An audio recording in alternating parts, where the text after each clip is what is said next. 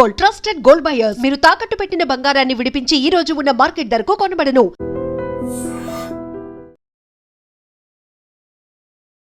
ఎస్ఎంఏ1తో బాధపడుతున్నటువంటి ఈ చిన్నారికి దాదాపు 16 కోట్ల రూపాయల ఇంజెక్షన్ ఇస్తే గాని నేను బ్రతకలేను అంటూ చంటోడు ఏడుస్తున్నాడు. చిన్న వయసులోనే మత్తు ఇంజెక్షన్స్ అవన్నీ ఇచ్చారు వీడికి. అప్పుడు మాకు బాగా బాధ అనిపించింది. మాత్రం ఉన్న పళంగా పోతున్నట్టుంది. ఇంజెక్షన్ ఒకటే ఉంది, అది ఇస్తే మాత్రం బాబు బతుకుతాడు, లేకపోతే మరి ఆ దేవుణ్ణి అడగట్లేదా? నాకెందుకు ఇలాంటి ప్రాబ్లమ్ని క్రియేట్ చేసావు దేవుడా, నాకేం తెలుసు, నేను అమ్మకి ఏం చెప్తానని అడగట్లేదా నాన్న?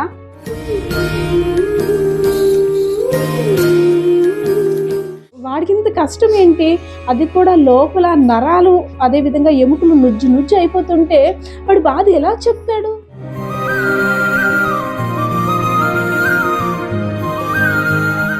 రెండో బిడ్డ పుట్టాడని ఆనందం నెలకు మించి లేకుండా చేశాడు భగవంతుడు.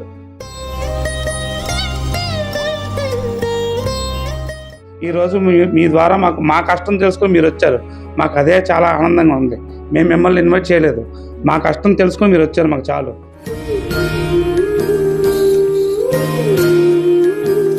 ఈ పసికందు యొక్క ప్రాణాలని మీ చేతుల్లో పెడుతున్నాం.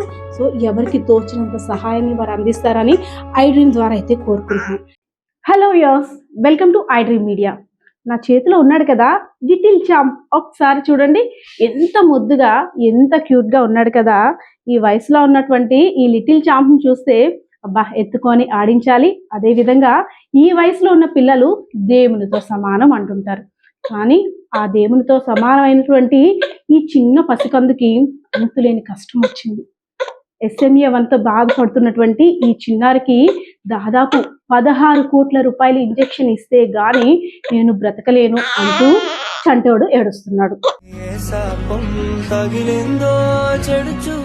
సో బుజ్జోడు ఏడుస్తున్నాడు కదా, పాపం తనకి అమ్మ ఫీడింగ్ కోసం కాదు, తన లోపల బాడీ పార్ట్స్ పెయిన్స్ తో ఏడుస్తున్నాడు. హలో అంకుల్, హలో ఆంటీ, అత్తయ్య, మావయ్య, అన్నయ్య, నేను మీ ఇంట్లో తిరుగుతున్నటువంటి మీ పిల్లల్లో ఒక్కడిని. సో దేవుడు నాకు ఇటువంటి కష్టాన్ని ఇచ్చాడు. చాలా మంది కష్టాన్ని మీరైతే చూసారు, ఆదుకున్నారు. పునర్విక అక్క కూడా సపోర్ట్ ఇచ్చి తనకి లైఫ్ ఇచ్చారు. సో అలాంటి కష్టమే నాకు కూడా వచ్చింది, ఒక్కసారి నాకు కూడా హెల్ప్ చేయండి అంటూ ప్రాధాయపడుతున్నాడు. ఒక్కసారి ఈ జాలిగా ఏడుస్తున్నటువంటి చిన్నారిని చూడండి. అంటే 2 నెలల వయసులో వీడికి ఏం తెలుసు? అమ్మ దగ్గర చక్కగా అమ్మ చనుబాలు తాగి అమ్మ వల్ల ఆడుకోవడం తప్పితే, కమ్మనైన వెచ్చదనాన్ని ఆస్వాదించడం తప్పితే ఏమీ తెలియనటువంటి పసిప్రాయం.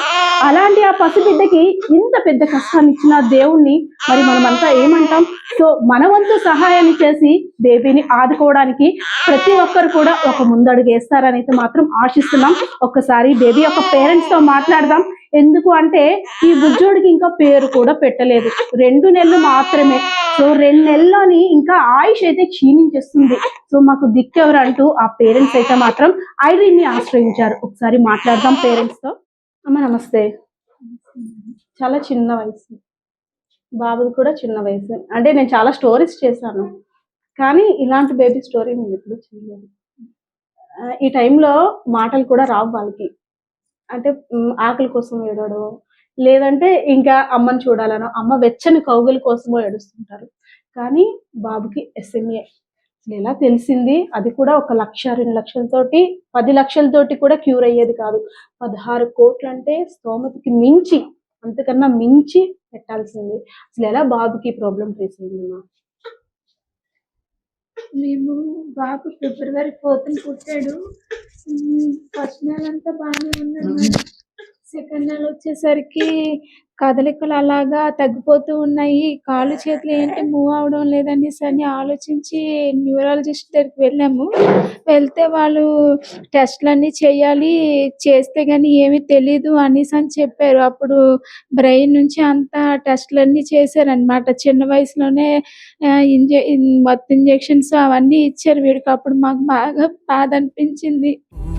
మాత్రం ఉన్న పళంగా పోతున్నట్టుంది. అలాగా ఎన్ని ఇంజెక్షన్స్ ఎలా తట్టుకున్నాడు వీడు? ఇంజెక్షన్స్ వచ్చేప్పుడు ఇది చేతులు కూడా వాసిపోయి బొబ్బలు ఎక్కిపోయి అవన్నీ అయ్యాయి మేడం. వారం రోజులు అయిపోయిన తర్వాత జెనెటిక్ టెస్ట్ ఉంది, అది చేద్దాము. అందులో రిపోర్ట్ వచ్చిందంటే దానికి ఏం మందేం లేదు, ఈ ఇంజెక్షన్ ఒకటే ఉంది, అది ఇస్తే మాత్రం బాబు బతుకుతాడు లేకపోతే అనేసి అని చెప్పారు. మాకు బాగా బాధ అనిపించి ఇంకా ఆలోచించి చెప్తాం అనేసి అని చెప్పాం మేడం. 16 కోట్లు అంటే పునర్విక విషయంలో అందరూ ఫండ్స్ రైజ్ చేశారు. అప్పుడే అనుకున్నారు కదా, అమ్మో 16 కోట్లు అంటే ఇది ఎవ్వరికి రాకూడదురా దేవుడా ఇలాంటి కష్టం అని. కానీ అటువంటి కష్టమే మీ బిడ్డకు కూడా వచ్చింది. సో అసలు అంటే ఇంకా అది కూడా కాకుండా 6 months దాటితే ఇంకా ప్రాబ్లం ఎక్కువ అవుతుందని కూడా డాక్టర్ చెప్తున్నారు. అసలు సార్ ఈ ప్రాబ్లం అనేది మీరు అంటే క్యూర్ అవుతుంది అనే ఆలోచనలో ఉన్నారా? అవును మ్యామ్, డాక్టర్ గారు అయితే చెప్పారు బాబుకి ఇంకా 2 నెలలు కాబట్టి, ఇంకా పూర్తిగా మైల్ స్టోన్స్ ఏవి రీచ్ అవ్వలేదు కాబట్టి, ఇంకా మేము ఆల్రెడీ సప్లిమెంట్ స్టార్ట్ చేసాము, రెస్డిప్లామ్ అనే సప్లిమెంట్ స్టార్ట్ చేసాము. అది బాబుకి హెల్ప్ చేస్తుంది, రెస్పిరేషన్ లో వాటిలో హెల్ప్ చేస్తుంది. సో మనము ఇంకా డ్యామేజ్ ఎక్కువ అవ్వకుండా కాపాడుకుంటున్నాం బాబుని. ఈ 16 కోట్ల ఇంజెక్షన్ ఇస్తే ఖచ్చితంగా బాబు నార్మల్ గా అవ్వచ్చు, ఛాన్సెస్ ఎక్కువ ఉన్నాయి. మిగతా పిల్లల్లాగా వాడు ఆడుకొని స్కూల్ కి వెళ్ళి అదన్నీ చూడాలని మేము అనుకుంటున్నాం. ఎస్, అంటే ఇప్పుడు బాబు ఏడవడం తప్పితే ఇంకా గ్రోత్ ఏమీ అవ్వట్లేదు. అసలు ఎలా అంటే ఎందుకు హాస్పిటల్ కి తీసుకువెళ్ళాలనిపించింది మీకు? అదే మ్యామ్, సో 1 month తర్వాత నేను అబ్జర్వ్ చేశాను, చేతులు కాళ్ళు ఎక్కువ కొట్టుకోవడం మానేశాడు. ఇలా ఎత్తుకుంటే చేతులు పూర్తిగా కిందకు వదిలేస్తున్నాడు. అలా వదిలేయడం చూసి నాకు బాగా తేడాగా ఉందని అనిపించింది. ముందు నార్మల్ పీడియాట్రిషియన్ దగ్గరికి వెళ్ళాము. అతను వెయిట్ చేయండి, కొంతమంది స్లోగా చేస్తారని చెప్పారు, కానీ నాకు నమ్మకం కుదరలేదు. అందుకే నేను మళ్ళీ వెళ్ళి న్యూరాలజిస్ట్ ని కలిశాను. న్యూరాలజిస్ట్ బాబుని చెక్ చేశారు, ఆ మజిల్ టోన్, రెసిస్టెన్స్ ఏముంది అవన్నీ చెక్ చేశారు, రెస్పాన్స్ ఎలా ఉందని చెక్ చేసి బాబుని అడ్మిట్ చేయండి, అన్ని రకాల ఇన్వెస్టిగేషన్స్ చేద్దాము అని చెప్పారు. సో ఎంఆర్ఐ ఫస్ట్ చేశారు, బ్రెయిన్ లో కానీ స్పైన్ లో కానీ ఫాల్ట్ ఉందని చెక్ చేయడానికి ఎంఆర్ఐ చేశారు. ఎంఆర్ఐ చేసినప్పుడు బాబు కదలకుండా ఉండాలని చిన్నప్పుడే ముందు ఎనస్థీషియా అన్ని స్టార్ట్ చేశారు. సో ఆల్మోస్ట్ 10 days ఉన్నాము హాస్పిటల్లో. మిగతా అన్ని ఇన్వెస్టిగేషన్స్ చేస్తుండగా యాంటీబయోటిక్స్ అన్ని రకాలు ట్రై చేశారు. ఇంప్రూవ్మెంట్ ఏమైనా ఉంటే ఇన్ఫెక్షన్ వల్ల ఏమైనా అయి ఉండొచ్చు అని చెప్పి ట్రై చేశారు, కానీ వేటికి అంతగా రెస్పాన్స్ లేదు. ఆఖరికి జెనెటిక్ టెస్ట్ కూడా చేయించుకోమన్నారు. జెనెటిక్ టెస్ట్ దాదాపు 40,000 ఎంతో ఖర్చు అయింది. జెనెటిక్ టెస్ట్ చేసిన తర్వాత SMA type 1 అని కన్ఫర్మ్ చేశారు. బాబుకి SMN2 జీన్స్ కూడా 2A ఉన్నాయి, అది బ్యాకప్ జీన్ లాగా, అది 2A ఉన్నాయి. ఆ 2 కూడా అంతగా పనిచేయవు అనమాట. అందుకని వెంటనే మేము రెస్డిప్లామ్ స్టార్ట్ చేసాము. రెస్డిప్లామ్ కూడా ఒక 16,000 ఉంటుంది బాటిల్. బాబు వయసు చిన్నది, వెయిట్ చిన్నది కాబట్టి కొంచెం పర్వాలేదు, కానీ వెయిట్ పెరుగుతున్న కొద్దీ డోసెస్ పెంచుకుంటూ పోవాలి దానికి కూడా. సో అంటే 16 కోట్ల ఇంజెక్షన్ అది ఒక ఎత్తు, ఈ మధ్యలో టెస్ట్లు కానీ మీరు వెళ్ళడం కానీ దీనికే చాలా ఎక్కువగా అవుతుంది. మీరు అసలు ఏం వర్క్ చేస్తారు సార్? నేను ఐటీలోనే వర్క్ చేస్తాను మేడం. ఓకే. బెంగళూరులోని అంటే చాలా కష్టం తర్వాత నేను స్కాలర్షిప్ మీద వాటి మీద చదువుకున్నాను. చదువుకున్న తర్వాత చాలా కష్టపడిన తర్వాత ఒక 10-15 సంవత్సరాల నుంచి పనిచేస్తున్నా. కానీ మా కుటుంబం మొత్తానికి నేను ఒక్కడనే ఎర్నింగ్. మా ఫాదర్ మదర్ పెద్దవాళ్ళు 60 సంవత్సరాల పైన. బాబు పుట్టిన ఆనందం కన్నా అంటే బిడ్డ పుట్టిన ఆనందం ఒక ఎత్తు, కానీ అంతలోనే ఆనందం ఎక్కువ రోజులు కూడా నిలవలేదు ఈ కష్టం. అందులో కూడా రోజు రోజుకి ఆయుష్ క్షీణిస్తుందంటే అసలు తట్టుకోలేము. మన చేతులు ఉన్న బిడ్డ రోజు రోజుకి ఒక్కొక్క రోజు తగ్గిపోతుంది అంటే. సార్ మరి మీరు ఎక్కడైనా ట్రై చేశారా? బాబు ఫండింగ్ కానీ ఏమైనా ట్రై చేశారా?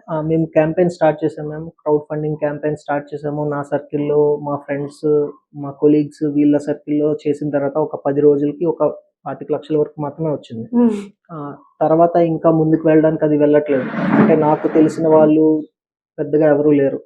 నేను సోషల్ ఇన్ఫ్లుయెన్సర్స్ ని మెసేజెస్ కోసం వాటి కోసం ట్రై చేస్తున్నా కానీ ఎక్కడ రెస్పాన్స్ అయితే రావట్లేదు. నేను మాట్లాడిన వాళ్ళు కూడాను ఈ మధ్యనే పునర్వికాకి చేసాము, మాకు కూడా చాలా ప్రెజర్ ఉంది, మేము చేయలేము అన్నట్టు మాట్లాడుతున్నారు. ఎవరైనా పూనుకుంటేనే ఏదైనా అవుతుంది. విజయనగరం జిల్లా కేంద్రంలో ఉన్నటువంటి పూల్బాగ్ కాలనీలో ఈ కన్నయ్య ఉంటున్నాడు. సో ఎక్కడో గుడి కడుతున్నారు అంటేనే మనం మనకు తోచినంత సహాయాన్ని అందిస్తాం. అంతేకాకుండా దేవుడి కోసం ఎన్నో పూజలు, వ్రతాలు, నోములు చేస్తుంటుంటాం ఆ చల్లని చూపులు మన మీద ఉండాలని. అలాంటిది చిన్నపిల్లల్ని దేవునితో సమానం అంటాం కదా, ఎందుకంటే కల్మషం కానీ ఒక మాయా మర్మం కూడా లేనటువంటి మనసు వారిది. సో అలాంటి కన్నయ్యకి కష్టం వచ్చింది. మీరంతా ఉన్నారు అనేసని వాడు పెద్ద అయిన తర్వాత ఈ ప్రపంచం అంతా కూడా నా బంధువులే అనేటట్టు ఒక భరోసాని కల్పించాలని అయితే పేరెంట్స్ కూడా కోరుకుంటున్నారు. అంతేకాకుండా ఒక్కసారి వీడి అమాయక మొహాన్ని చూడండి. అంటే ఏం తెలుసు వీడికి, నానా నువ్వు ఈ ఏజ్ లో అడుగుతారు కదా, ఊసులాడుతుంటారు, దేవుడితో మాట్లాడుతున్నారు అంటారు, మీరు ఏమైనా అంటే మరి ఆ దేవుడిని అడగట్లేదా? నాకెందుకు ఇలాంటి ప్రాబ్లం ని క్రియేట్ చేస్తావు దేవుడా, నాకేం తెలుసు, నేను అమ్మకి ఏం చెప్తానని అడగట్లేదా నాన్న?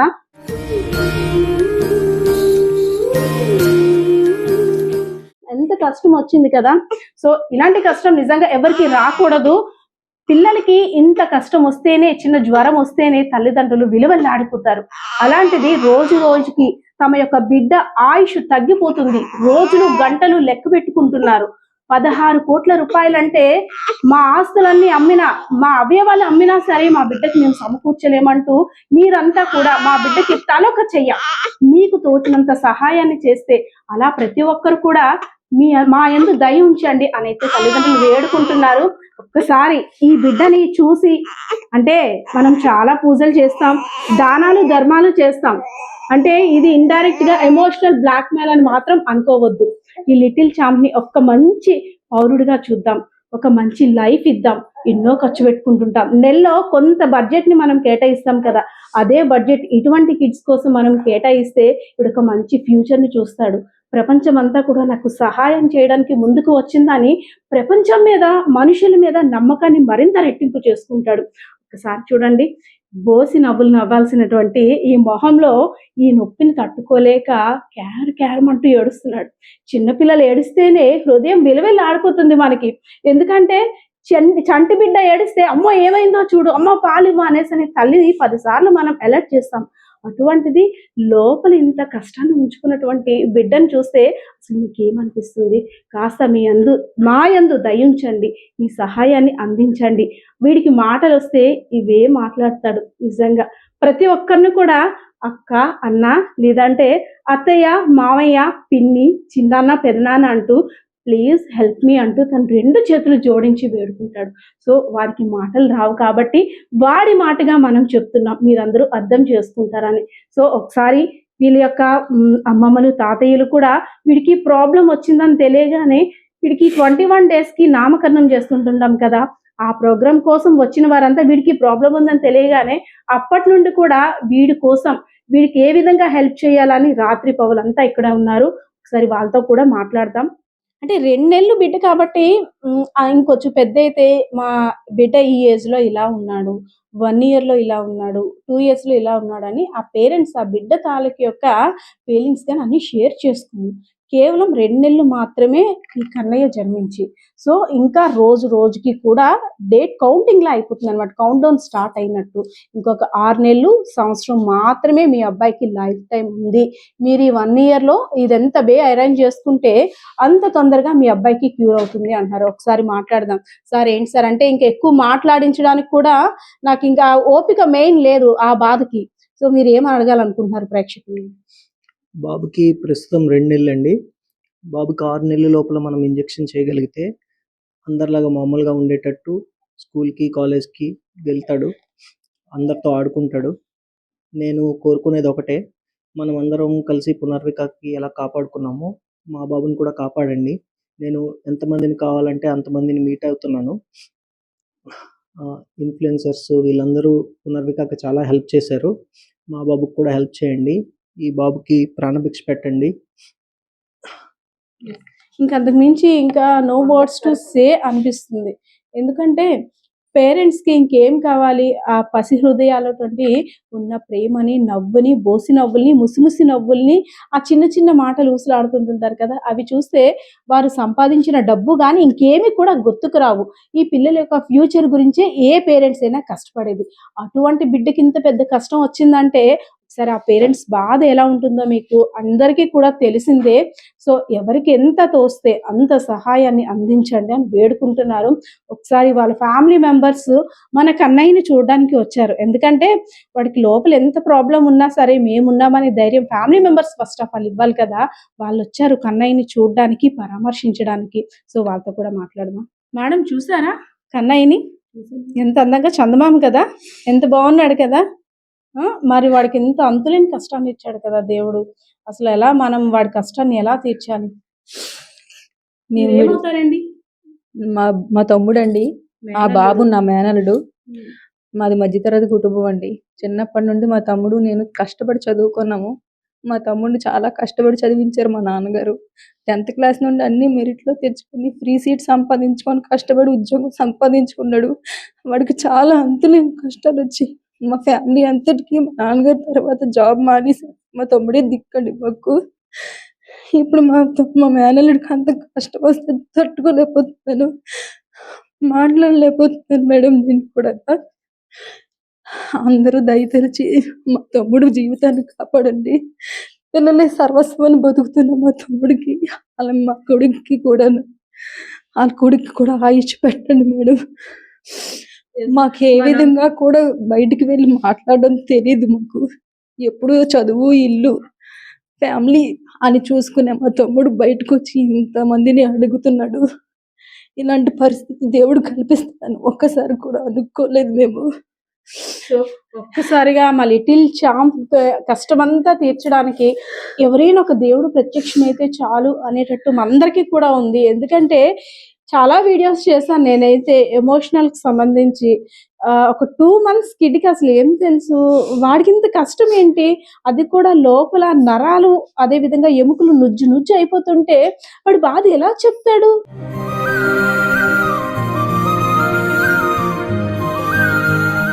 చిన్న కేవమని ఏడవడం తప్పితే భగవంతుడు ఎందుకు ఇలాంటి కష్టాలు పెడుతున్నాడు అసలు బాబాయ్. అంటే ఇంకా రోజు రోజుకి ఇంక ఇలాంటివి చూడాలో కూడా భయం వేస్తుంది. సార్ మీరు బాబుకి ఏమవుతారండి? మా ఆయన అవుతానండి. బాగున్నాడా మా లిటిల్ చాంప్? బాగానే ఏడుస్తున్నాడు, అల్లరు కదా వాడు. ఏడుస్తున్నాడు మేడం. అసలు పాపం చిన్నప్పటి నుంచి కూడా వీడికి అన్ని కష్టాలే మేడం. మెరిట్తో పాస్ అయ్యి అన్ని చేసినా కూడా వాళ్ళ నాన్నగారు చదివించిన స్థాయి నుంచి కూడా కష్టపడి చదివి జాబ్ అయితే సంపాదించుకున్నాడు. కానీ ఆ సంతోషం, ఆ అప్పులు తీర్చడానికి అన్నిటికీ ఒక మంచి బిడ్డను కూడా ఇచ్చాడు ఫస్ట్. ఆ బాబుతో అంతా హ్యాపీగా ఉందనుకునేసరికి గత 10 ఏళ్ళుగా వాళ్ళ మేనత్ గారు కూడా వీళ్ళింట్లే ఉంటున్నారు మేడం. ఆవిడకి ఒక నెలకి 10,000 రూపాయలు ఒక మనిషిని పెట్టి అన్ని బెడ్ మీద మేడం 10 years నుంచి బెడ్ మీద ఉన్న ఆవిడని కూడా సాగుతున్నారు. ఇంతమంది మొత్తం ఫ్యామిలీ, మా అయ్య గారు కూడా సీనియర్ సిటిజన్, ఆయన ఏమీ చేయలేరు. ఆయన ఏం చేయలేని పరిస్థితుల్లోని ఫ్యామిలీ మొత్తాన్ని తనే ఎదుర్కొంటూ రావాలి. ఇలా వస్తున్న క్రమంలో కూడా రెండో బిడ్డ పుట్టాడని ఆనందం నెలకు మించి లేకుండా చేశాడు భగవంతుడు.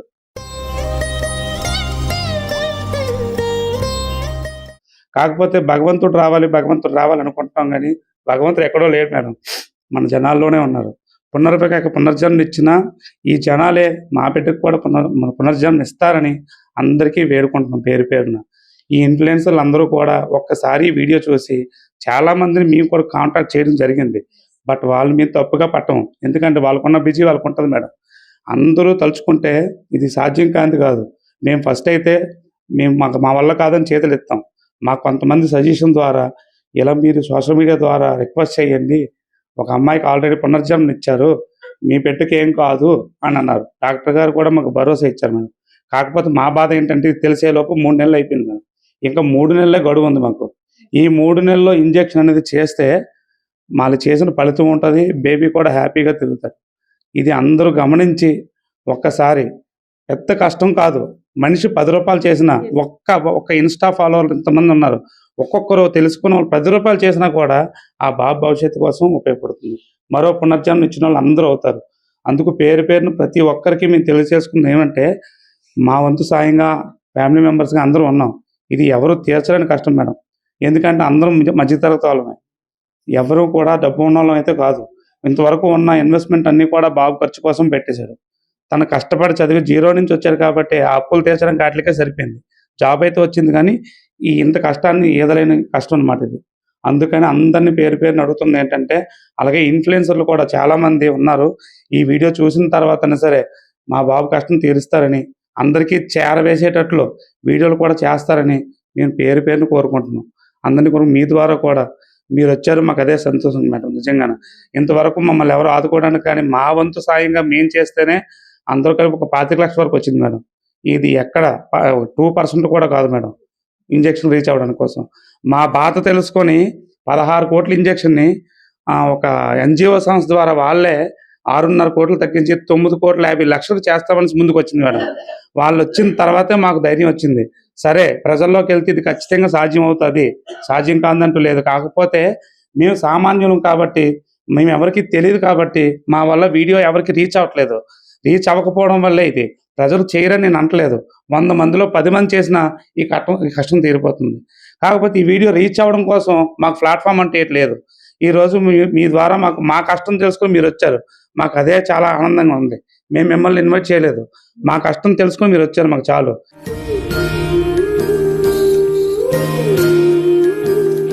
మీ ద్వారా ఇంకొక 10 ఛానల్లో లేదా 10 మంది ద్వారా తెలిసి ఈ వేలలో లక్షల్లో కూడా డొనేట్ చేస్తారనేసి జనాలు, డబ్బులు కాదు, మనిషి 10 రూపాయలు చేసినా, ఒక్క ఫాలోవర్, ఒక్క ఇన్స్టాగ్రామ్ ఒక 10 రూపాయలు చేసినా కూడా మా కష్టమే తీరుతో బాబుకు పునర్జన్మ ఇచ్చిన వాళ్ళు అవుతారు.